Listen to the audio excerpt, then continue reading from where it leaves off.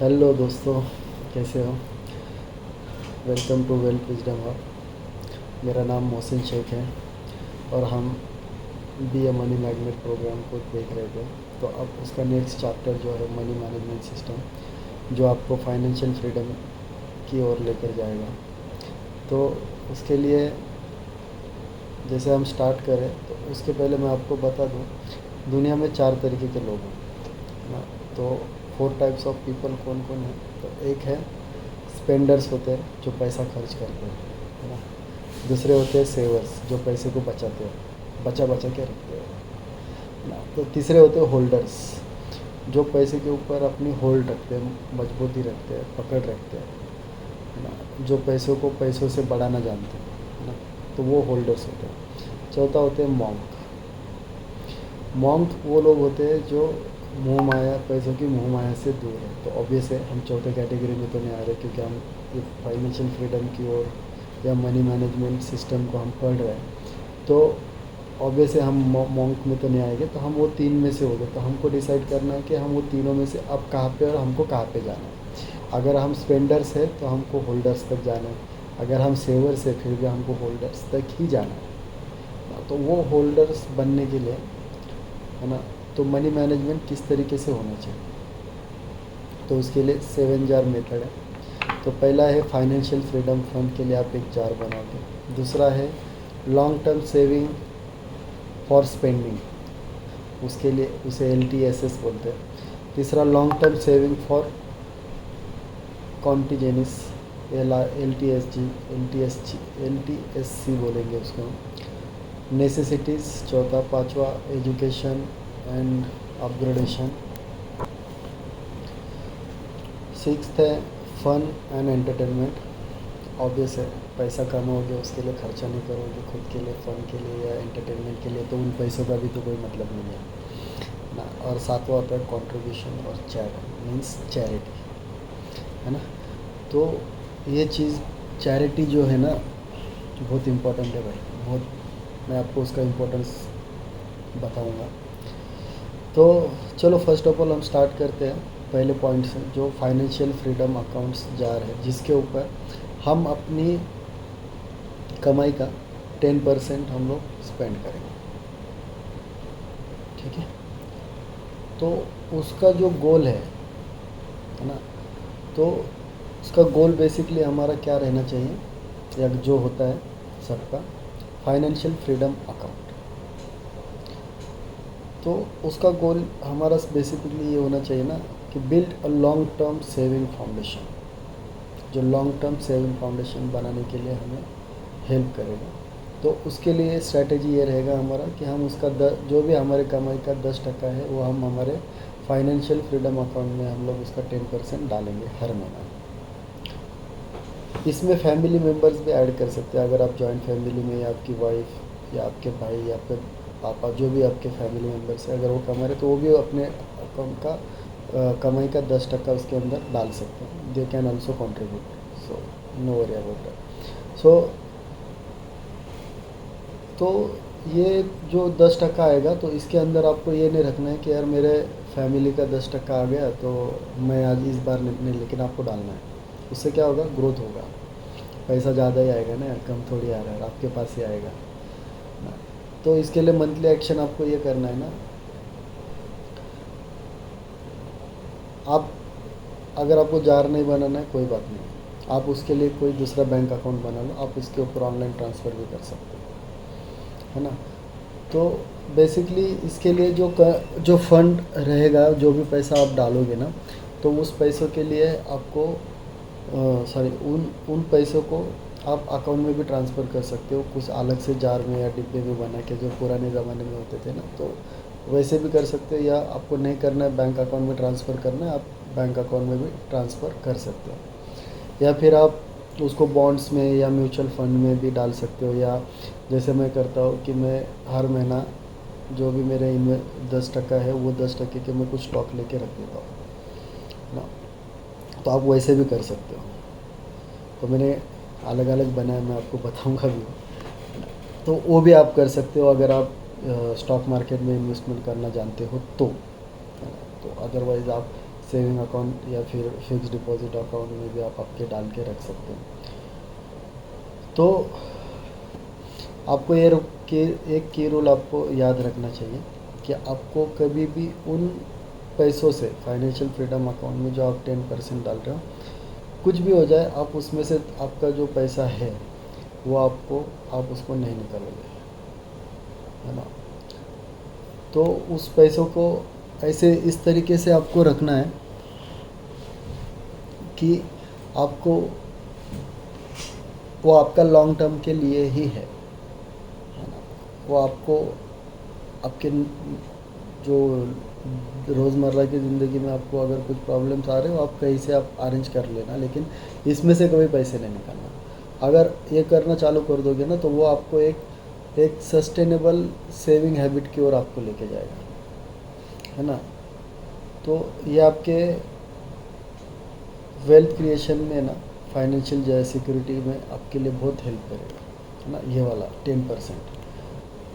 दूसरा आता है long term saving for spending, है ना।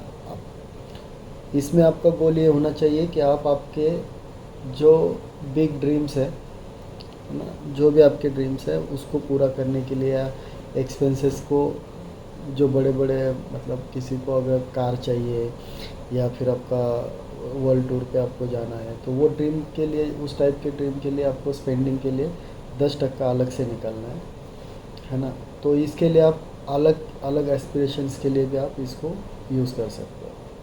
तो जैसे इवेंट्स आते हैं, जैसे शादी आता है या सोशल गैदरिंग होती है या एजुकेशन, मैरिज होता है बच्चों का, उसके लिए, या फ्यूचर इवेंट्स के लिए, एजुकेशन और मैरिज के लिए LIC के थ्रू भी आप उसके लिए जा सकते हो, या परचेस ऑफ लाइफस्टाइल पर इलेक्ट्रॉनिक ज्वेलरी, या वैकेशन के लिए आपको जाना है, या लॉन्ग टर्म गोल से आपके कार लेना है आपको, या हॉलीडे के लिए जाना है, तो उस लिए, या आपका कुछ ऐसा रहेगा कि मैं पहाड़ों के बीच में अपना एक घर बनाना चाहता हूँ जहाँ पे मैं हॉलीडे अपना स्पेंड करूँ, तो उस टाइप में उसके लिए भी आप, ये उसके अंदर आता है जहाँ पे आपका long term saving for spending वाला NTSS जा रहा है, वो उसके लिए रहेगा आपका, है ना। तो इसमें से आपके लिए जो पर्पज़ है, आपने जो लिखा है, उसी के लिए ये पैसा आप यूज़ करोगे, अदरवाइज़ आप ये पैसा यूज़ नहीं करोगे।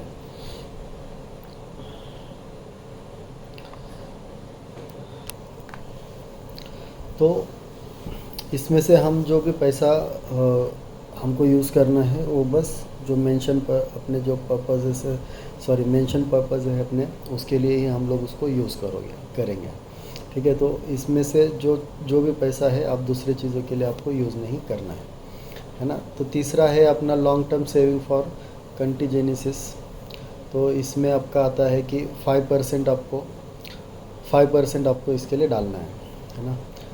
तो इसमें क्या क्या आता है, तो इसमें बेसिकली आपके जो मेडिकल इंश्योरेंस होता है, हॉस्पिटलाइजेशन का कॉस्ट होता है, आपके घर में कोई बुज़ुर्ग आदमी है तो उनका केयर के लिए एक्सपेंसेस है, या आपका पेस्ट कंट्रोल करवाना है, या आपका हाउस होल्ड मेंटेनेंस है, तो ये चीज़ें इसके अंदर आपकी आएगी, है ना। तो इसके लिए आपको क्या करना है, तो आपका 5% का जो अमाउंट है वो तीसरे अकाउंट में आपको ट्रांसफ़र करना है रेगुलर बेसिस पे, है ना।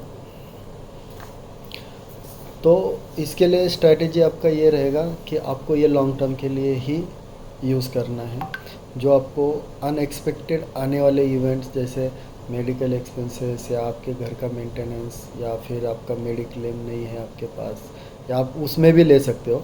मेडिक्लेम वगैरह में, मेडिक्लेम या एक्सीडेंटल पॉलिसीज़ अगर आपका चल रहा है, तो वो पैसा आप उसमें भी काउंट कर सकते हो कि आप वहाँ पे इन्वेस्ट कर रहे हो, है ना। या तो फिर नहीं है आपके पास, तो आप उसके लिए जो 5% आपको अलग से हर महीने के लिए दूसरे अकाउंट में, तीसरे अकाउंट में आपको रखना है, सो डैट आपका जो भी फंड है वो सेफ रहे, और ऐसे इमरजेंसीज में किसी और के आगे हाथ फैलाने की आपको नौबत ना है। इसलिए ये पैसा आपके पास सेव रहना चाहिए, है ना। अब नेक्स्ट आता है हमारा नेसेसिटीज़। इसमें हम लोग हमारा 50% डालेंगे, है ना। तो 50% नेसेसिटीज़ में क्या आता है कि हमारा जो मंथली ग्रोसरी शॉपिंग होता है ना, तो मिल्क या डेयरी प्रोडक्ट होते हैं, यूटिलिटी बिल होते हैं, टेलीफोन वाले होते हैं, लॉन्ड्री प्रेस, केबल, होम या व्हीकल इंश्योरेंस, थेफ्ट इंश्योरेंस, है ना। तो ये सारी चीज़ें होती है, बच्चों का स्कूल का खर्चा, है ना। तो बेबी सिटिंग या फिर ट्रांसपोर्टेशन, सप्लाईज, यूनिफॉर्म स्कूल के, है ना। ये सारे जो नेसेसिटीज़ में आपका आता है, मंथली राशन, लॉन्ड्री, तो ये सारे एक्सपेंसेस इसमें आते हैं। तो आपको आपके हिसाब से रखना है कि अगर मेरा 50,000 रुपीज़ का सैलरी है तो 50% 25,000 हम घर के खर्चों के लिए रखेंगे, जिसके अंदर ये सारी चीज़ें इंक्लूडिंग रहेगी। तो इसका जो 50% है ये अलग से इसेंशियल एक्सपेंसेस में आएगा। तो आप इसको जिस तरीके से यूज़ कर रहे हो उस तरीके से ही करना, उसके लिए अलग से सेविंग करने की लिए ज़रूरत नहीं है ना। तो नेक्स्ट आता है एजुकेशन एंड अपग्रेडेशन। इसके लिए 15% का दिया। 50% इन्वेस्टमेंट इसमें करना क्यों ज़रूरी है? देखो, क्योंकि 50% इसमें आपकी खुद के लर्निंग के लिए और स्किल इन्हेंसमेंट के लिए बहुत ही ज़्यादा ज़रूरी है। जो आज का जो कॉम्पिटिटिव आईटी एज है ना, यहाँ पे अपने आप को अपग्रेड रखना बहुत ही ज़्यादा ज़रूरी है। नहीं तो जो टाइम आज आप खुद के ऊपर स्पेंड कर रहे हो वीडियोस देख के या कुछ मोटिवेशन देख के, बट जब तक आप खुद के अंदर वो स्किल या खुद को अपग्रेड नहीं करोगे ना, और खुद के अपग्रेड करने के लिए खुद के ऊपर खर्चा नहीं करोगे, तब तक लाइफ में आप आगे नहीं बढ़ सकते।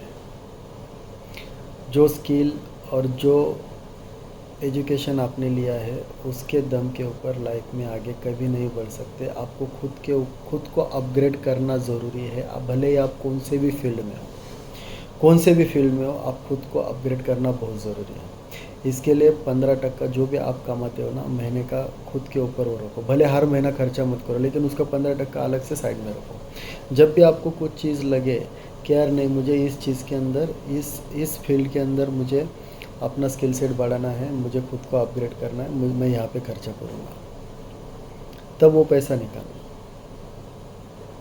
या ऐसा लगे कि नहीं, मेरे बेटे या बच्चे को या अच्छे कॉलेज में पढ़ाने के लिए भेजना है, या उसको नया डिग्री के लिए उसको मुझे एडमिशन दिलवाना है, या फिर मुझे उसको नया आईटी का कोई कोर्स करवाना है, तो उस वक्त वो पैसा आप यूज़ कर सकते हो। या कोई सेमिनार या कॉन्फ्रेंस या एजुकेशनल ट्रीट हो, वहाँ पे आपको जाना है, उसको अटेंड करना है ना। स्पिरिचुअल रिट्रीट या योगा क्लासेस या वर्कशॉप या पर्सनल ग्रोथ के लिए कुछ वर्कशॉप आप अटेंड कर रहे हो, वहाँ पे भी आप इसको यूज़ कर सकते हो। इस पैसे को बुक्स के लिए या प्रोफेशनल या बिजनेस डेवलपमेंट के लिए भी आप इस पैसे को आप यूज़ कर सकते हो। इसका 15% आपको अलग से हर महीना निकालना है। ये पैसा इसके अलावा और कहीं यूज़ नहीं होगा, है ना। जो भी पैसा हम इसके लिए डाल रहे हैं ना, वो पैसा उसी के लिए हमको यूज़ करना है। अब नेक्स्ट आता है सबका फेवरेट, फन एंड एंटरटेनमेंट। 15% है ना। इसके चाहते हुए मतलब बहुत सारे लोग बहुत पैसा खर्चा करते हैं इसके ऊपर, लेकिन इसके लिए भी ना एक टाइम सेट होना चाहिए सभी का। तो 5% हम लोग इसमें डालेंगे। तो एलोकेट 5% अपने जॉय एंड एक्साइटमेंट अपने लाइफ के अंदर लाने के लिए। 5% का अलग से आपको इसके लिए निकालना है।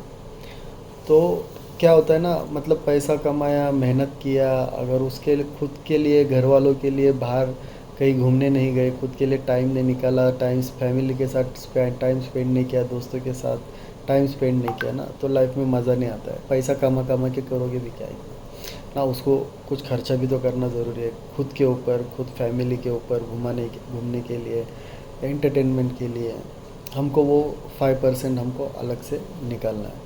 तो इसमें जो एक्सपेंसेस कवर्ड हो गया अपने, तो वो सिनेमा या पिकनिक या restaurant, body treatment like spa, massage, skin treatment, या फिर स्पेशलाइजिंग और partying with friends, ice cream, coffee house या फास्ट फूड्स।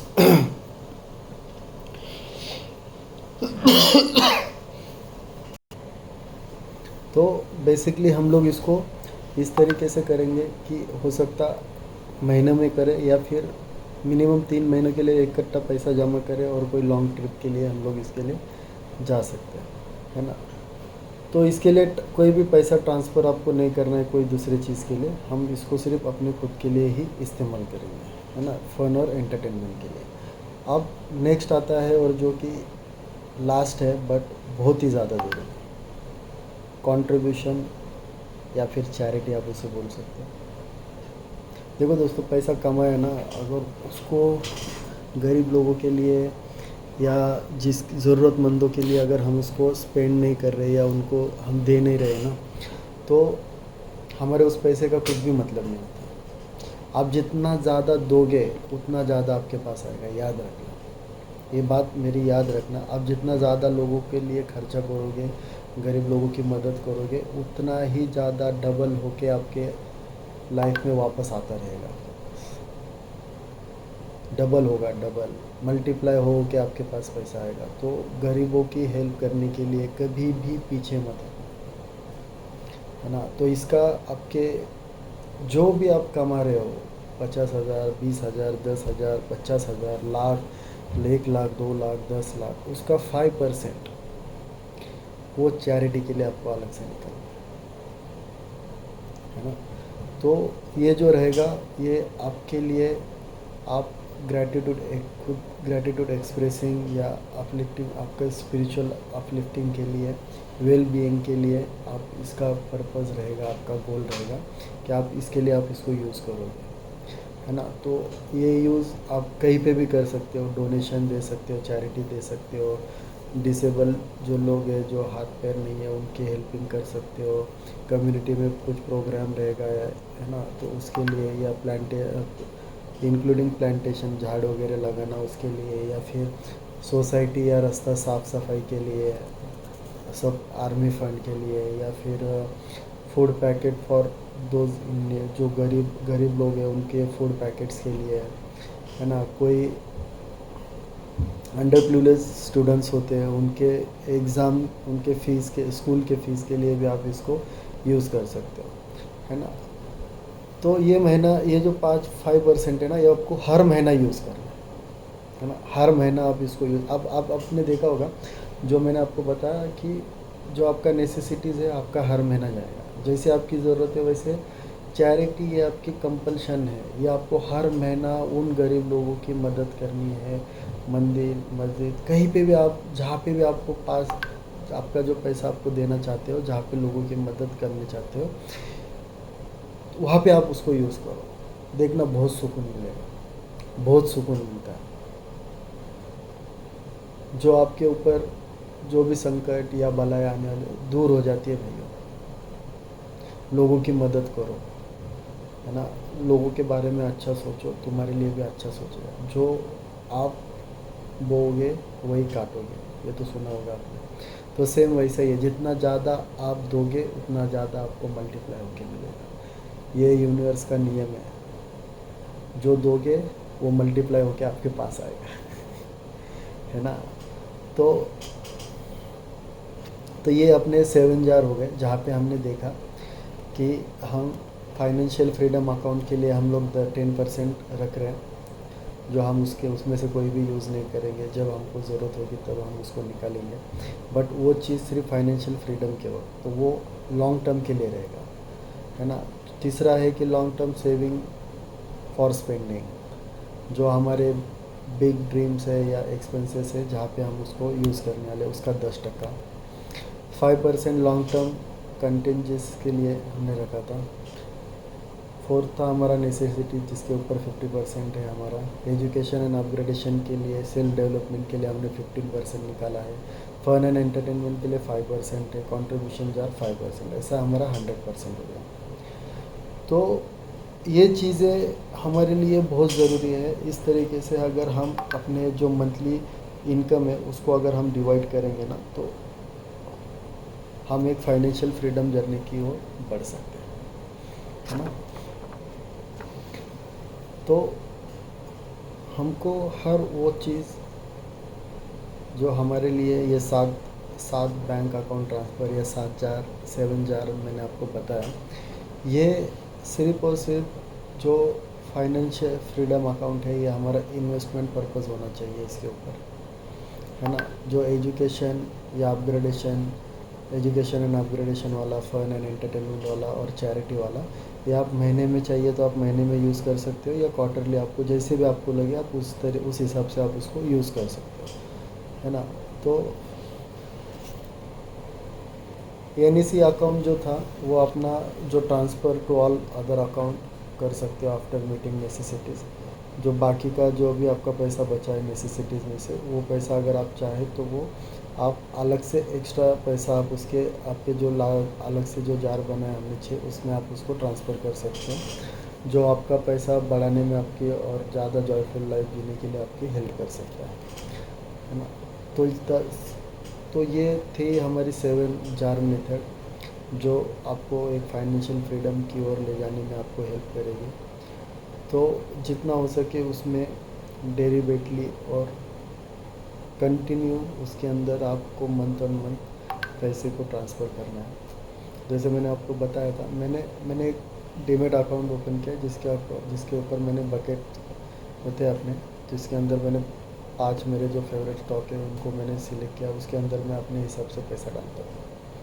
तो अलग अलग बनाए हैं, अलग अलग पर्पज़ के लिए। तो आप चाहिए तो आप भी, अगर आपको नॉलेज है तो लॉन्ग टर्म इन्वेस्टमेंट के हिसाब से, मैं ट्रेडिंग के लिए नहीं बोल रहा, है ना। तो long term financial freedom accounts के हिसाब से मैंने उसको बनाया। तो आप उसमें चाहिए तो आप वैसे भी कर सकते हो अपने पैसे को ग्रोथ के लिए, है ना। या फिर आप आपके बैंक अकाउंट में आपको लग रहा है सेफ़ है तो आप बैंक अकाउंट में भी उसका पैसा आप रख सकते हो। ठीक है दोस्तों, थैंक यू। अगर कोई आपको कुछ डाउट होगा तो अगेन मैं आपको कहूँगा कि डिस्क्रिप्शन में गूगल फॉर्म दिया हुआ है, मेल आईडी दी है, आप उस पर मुझे कांटेक्ट कर सकते हो आपके डाउट्स के साथ। हम वन ऑन वन भी कनेक्ट कर सकते हैं फ्री ऑफ कॉस्ट के लिए, आपके कुछ भी डाउट्स होंगे तो, जिसमें मैं आपकी 100% हेल्प करने के लिए रेडी हूँ, अगर आप चेंज होने के लिए रेडी है तो, है ना। तो वो भी ज़रूरी है कि आप चेंज होना ज़रूरी है। ओके, तो तब तक के लिए थैंक यू, गुड नाइट, नमस्ते।